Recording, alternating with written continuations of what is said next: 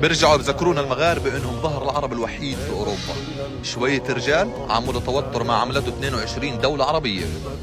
كلمتين للمغاربة من فلسطيني، بالذات المغاربة اللي موجودين هنا في هولندا.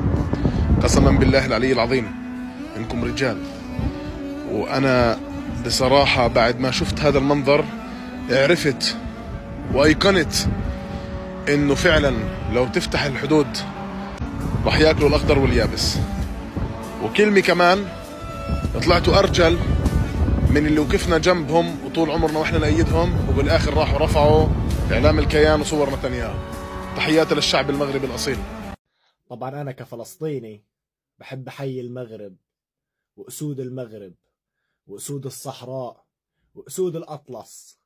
اقسم بالله العظيم اشي برفع الراس، اشي كل عربي لازم يفتخر فيه. طبعا المغاربة نزلوا لهم على الميدان، خلوهم يحكوا فري فري فالستاين. تحياتي للجميع، الله حيو اسود المغرب واسود الاطلس من ابن فلسطين، انتو تاج فوق الراس. ولك يسعد دين المغرب واهل المغرب، ولك اقسم بالله انكم رجال ونشامه. اقسم بالله يا اهل المغرب بنشد فيكم الظهر. شوفوا البطل، شوفوا. الله يسعد دينك وحي المغرب واهل المغرب من قلب غزه. اقسم بالله بنحبكم. رافعتوا عالم لو ما نسيتوا القضيه. السلام عليكم. الرجاله اللي بجد اللي امبارح رفعوا كاس الرجوله، رجاله المغرب، ارجل رجاله في شمال افريقيا وقاره افريقيا ويمكن اسيا وبصوا واوروبا. رجاله المغرب، رجاله المغرب اللي يعلموا الدنيا كلها الرجوله. الف شكر يا رجاله، الف الف الف شكر يا رجاله. كفيتوا ووفيتوا، كفيتوا ووفيتوا. امبارح انتوا خدتوا بطوله الرجوله على مستوى العالم. الف شكر، تسلم ايديكوا ورجليكوا تسلم البطون اللي شالتكوا.